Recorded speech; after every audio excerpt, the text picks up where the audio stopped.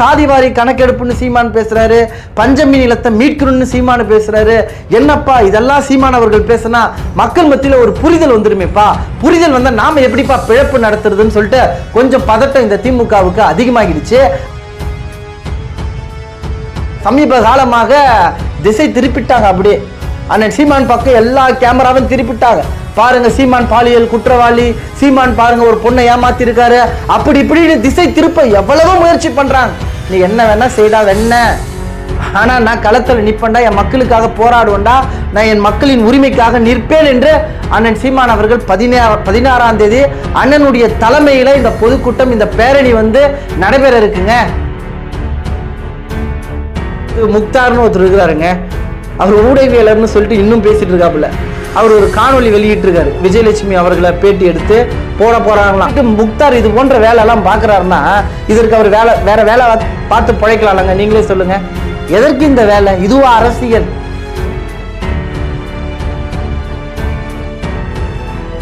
தமிழுறவுகள் அனைவருக்கும் வணக்கம். அதாவதுங்க, அண்ணன் சீமான் அவர்களை எப்படியாச்சும் தமிழ்நாட்டு அரசியலில் வீழ்த்தணும் என்ற அடிப்படையில் இந்த திமுகவினர் தீவிரமாக வேலை பார்த்து வருகிறார்கள். அண்ணன் சீமான் அவர்களை கருத்தியலாக எதிர்கொள்ள முடியுமாங்க? அண்ணன் சீமான் அவர்கள் எடுத்து வைக்கக்கூடிய அரசியலை கருத்தியலாக இந்த திமுகவினரால் எதிர்கொள்ள முடியலை. அதனால் அவதூறுகளால் சீமான வீழ்த்தையெல்லாம் என்ற அடிப்படையில் இந்த திமுக கட்சியை சார்ந்தவர்கள் எல்லாம் வேலை பார்த்துட்டு இருக்காங்க. ஒவ்வொரு நாளும் அண்ணன் சீமான் குறித்து அவதூறு பரப்புறதே முழு நேர பணியாக இந்த திமுகவினர் வேலை பார்த்து வருகிறார்கள். நீ என்ன வேணா அவதூறு பரப்பு, நாம் தமிழர் கட்சி குறித்து பொய்யான செய்திகளை மக்கள் மத்தியில் பரப்பு, வாங்கிட்ட ஊடகம் இருக்குல்ல, ஊடகம் இருக்கிறதால நீ சும்மா இருப்பியா? சன் தொலைக்காட்சி வச்சிருக்க, மக்கள் நீ உண்மையை சொல்லுன்னு சொல்லிட்டு உன்னை பின்தொடர்ந்து இருக்காங்க. ஆனால் நீ பேசுறது பூராவும் பொய் என்பது மக்களுக்கு தெரியல. ஆனால் நீ என்ன பண்ற? நம்ம கிட்ட ஊடகம் இருக்கு, அந்த ஊடகத்தில் சீமான் குறித்து பொய்யான செய்திகளை மக்கள் மத்தியில் பரப்புவோம் என்ற அடிப்படையில் சன் தொலைக்காட்சியை வைத்து பொய்யான செய்தியும் பரப்பிட்டு இருக்க. அதே போல வாடகை வாயர்கள் பல பேர் இருக்காங்களே. அதாவது ஆளுகின்ற கட்சி திமுக ஆட்சியில் ஒவ்வொரு நாளும் மக்கள் விரோத போக்கு கையில் எடுத்து மக்களுக்கு எதிராக இந்த திமுக வேலை பார்த்துட்டு இருக்கு. ஆனா அதெல்லாம் எதிர்த்து பேசவே மாட்டாங்க. அண்ணன் சீமானவர்களை தாக்கி பேசுறதுக்கு ஒரு அணி இருக்கு, ஒரு டீம் இருக்கு. அண்ணன் சீமானவர்கள் செய்தியாளரை சந்திச்சுட்டாலே அன்னைக்கு பூரா அண்ணன் சீமானவர்களை திட்டி காணொலி பதிவு செய்யறதையே இவர்கள் எல்லாம் வேலையா வச்சுட்டு இருப்பாங்க. அப்படி ஒரு அணியை உருவாக்கி இந்த திமுக வேலை பார்த்துட்டு இருக்கு. எத்தனை அணி வேணா உருவாக்கு, எத்தனை தொலைக்காட்சி வேணா வச்சுக்கோ, நீ என்ன வேணா செய், அவதூறு தானே பரப்பிட்டு போ, அதை பற்றியெல்லாம் நான் கவலைப்பட மாட்டேன். ஆனால் நான் மக்களுக்காக களத்தில் நின்று போராடுவேன்னு சொல்லிட்டு அண்ணன் சீமான் அவர்கள் தொடர்ந்து போராடிட்டு இருக்காருங்க. குறிப்பாக மார்ச் 16ஆம் தேதி அண்ணன் சீமான் அவர்களுடைய தலைமையில் சாதிவாரி கணக்கெடுப்பு எடுக்க சொல்லியும், அதே போல் பஞ்சமி நிலம் மீட்பு குறித்தும் அண்ணன் சீமானின் தலைமையில் மிகப்பெரிய அளவில் பேரணி பொதுக்கூட்டம் நடைபெற இருக்குங்க. முக்கியமாக சாதிவாரி கணக்கெடுப்புன்னு சீமான் பேசுறாரு, பஞ்சமி நிலத்தை மீட்கணும்னு சீமான் பேசுறாரு. என்னப்பா இதெல்லாம் சீமான் அவர்கள் பேசினா மக்கள் மத்தியில் ஒரு புரிதல் வந்துருமேப்பா. புரிதல் வந்தால் நாம எப்படிப்பா பிழைப்பு நடத்துறதுன்னு சொல்லிட்டு கொஞ்சம் பதட்டம் இந்த திமுகவுக்கு அதிகமாகிடுச்சு. அதனால தான் இந்த சமீப காலமாக திசை திருப்பிட்டாங்க. அப்படியே அண்ணன் சீமான் பக்கம் எல்லா கேமராவும் திருப்பிட்டாங்க. பாருங்க சீமான் பாலியல் குற்றவாளி, சீமான் பாருங்க ஒரு பொண்ணை ஏமாத்தி இருக்காரு, அப்படி இப்படின்னு திசை திருப்ப எவ்வளவோ முயற்சி பண்றாங்க. நீ என்ன வேணா செய்டா வெண்ண, ஆனா நான் களத்தில் நிற்பேன்டா, என் மக்களுக்காக போராடுவேன்டா, நான் என் மக்களின் உரிமைக்காக நிற்பேன் என்று அண்ணன் சீமான் அவர்கள் 16ஆம் தேதி அண்ணனுடைய தலைமையில இந்த பொதுக்கூட்டம், இந்த பேரணி நடைபெற இருக்குங்க. நீங்களே சொல்லுங்க, சாதிவாரி கணக்கெடுப்பு நடத்த சொல்லி எத்தனை முறை நம்ம கோரிக்கை வைக்கிறோம். இதற்கு முன்னாடி பல பொதுக்கூட்டங்கள் வச்சிருக்கோம், ஆர்ப்பாட்டங்கள் வச்சிருக்கோம், நம்ம பேசியிருக்கோம். ஸ்டாலின் அரசு காது கொடுத்து கேட்குதாங்க சாதிவாரி கணக்கெடுப்பு எடுக்க சொல்லி?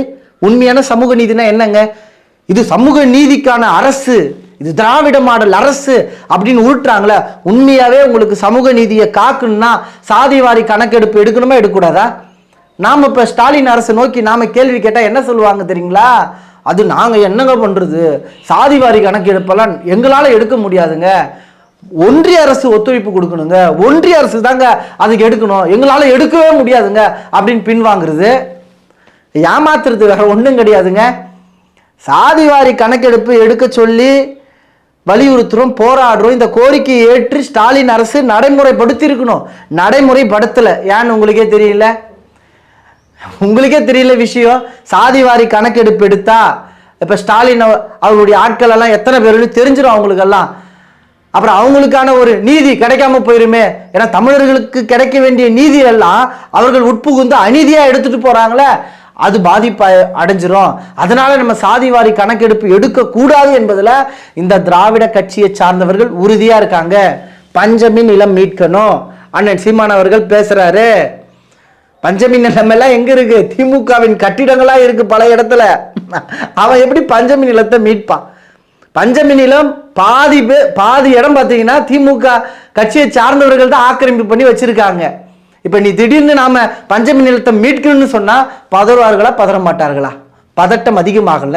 பதட்டம் அதிகமாகிறதால தான் அண்ணன் சீமானை விமர்சிக்கிறது, அண்ணன் சீமானை திட்டுறது. மேலும் இப்ப விஜயலட்சுமி எடுத்துட்டு வந்துட்டு சமீப காலமா பேசுறாங்க பத்தியா, ரொம்ப நேரமா பேசிட்டு இருக்காங்க பாத்தீங்களா?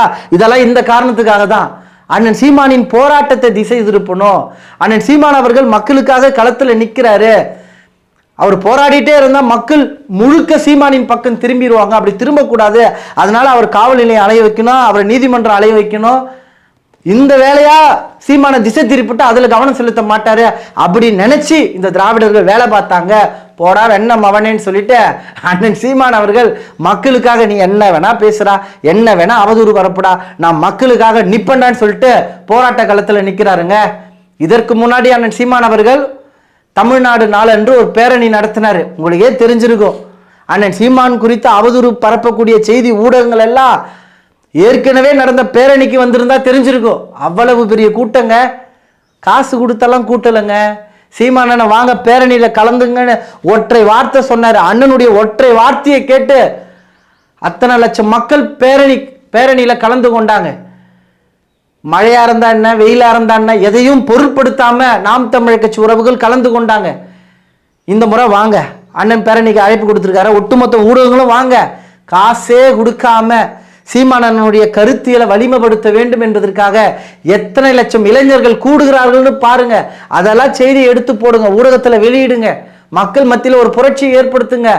அதெல்லாம் செய்யாம அண்ணன் சீமான் குறித்து மட்டும் அவதூறு வரப்புறீங்களே, இதெல்லாம் நியாயமா? இதுதான் நம்முடைய கேள்வி. குறிப்பா நேத்து முக்தார்னு ஒருத்தர் இருக்கிறாருங்க. அவர் ஊடகவியலர்னு சொல்லிட்டு இன்னும் பேசிட்டு இருக்காப்புல. அவர் ஒரு காணொலி வெளியிட்டிருக்காரு. விஜயலட்சுமி அவர்களை பேட்டி எடுத்து போறாங்களாம். ட்ரைலர் வெளியிடுவாங்களே, அது போல ஒரு முன்னோட்டத்தை வெளியிட்டிருக்காரு பாருங்க அப்படின்ற மாதிரி. என்ன பிரச்சனை உங்களுக்கு? நீதிமன்றத்தில் வழக்கு இருக்கு, நீதிமன்றத்தில் போய் பேசலாம். அதை விட்டுட்டு முக்தார் இது போன்ற வேலையெல்லாம் பார்க்குறாருன்னா இதற்கு அவர் வேற வேலை பார்த்து பிழைக்கலாம்லங்க. நீங்களே சொல்லுங்க, எதற்கு இந்த வேலை? இதுவா அரசியல்? அப்ப அண்ணன் சீமான நீ உண்மையாவே துணிச்சலான ஆள் இருந்தா அண்ணன் சீமான் அவர்கள் பேசக்கூடிய அரசியலை எதிர்த்து பேசணும். அதை விட்டுட்டு அந்த அம்மாவை அழைச்சிட்டு வந்து உட்கார வச்சுட்டு இப்படி மக்கள் மத்தியில் அந்த பிரச்சனைகள் எல்லாம் திசை திருப்பக்கூடிய வேலையில் ஈடுபடுறீங்களே, அது ரொம்ப ரொம்ப கேவலமான செயல். அந்த கேவலமான செயலை இந்த முக்தார் போன்ற நபர்கள் எல்லாம் முன்னெடுக்கிறார்கள். இந்த திராவிடத்துக்கு வாடகை வாயர்கள்னு பல பேர் இருக்காங்க பார்த்தீங்களா, அந்த வாடகை வாயர்கள் எல்லாம் துணை போறாங்க. இதெல்லாம் வன்மையா கண்டிக்கணுங்க. ஆனா அண்ணன் சீமான் அவர்கள் எதையும் பொருள்படுத்தாமல் மக்களுக்காக தொடர்ந்து களத்தில் நிற்பது பாராட்டக்கூடிய ஒரு விடயம். முக்கியமா பஞ்சமி நிலத்தை மீட்கணும், அதே போல சாதிவாரி கணக்கெடுப்பு நடத்தணும் சொல்லிட்டு அண்ணன் சீமான் அவர்களுடைய தலைமையில பேரணி மற்றும் பொதுக்கூட்டம் மார்ச் 16ஆம் தேதி நடைபெற இருப்பதை நீங்க எப்படி பாக்குறீங்கன்றத உங்களுடைய கருத்துக்களை தெரியப்படுத்துங்க. மீண்டும் அடுத்த ஒரு நல்ல பதிவுகளில் உங்களை சந்திக்கிறேன். இதுவரை நமது இன விடுதலை வலையொலியை பின்தொடராத உறவுகள் பின்தொடருங்கள், விருப்பம் தெரிவிங்கள். இந்த பதிவை குறித்த உங்களுடைய கருத்துக்கள் வரவேற்கப்படுகிறது. நன்றி, வணக்கம், வாழ்க தமிழ்.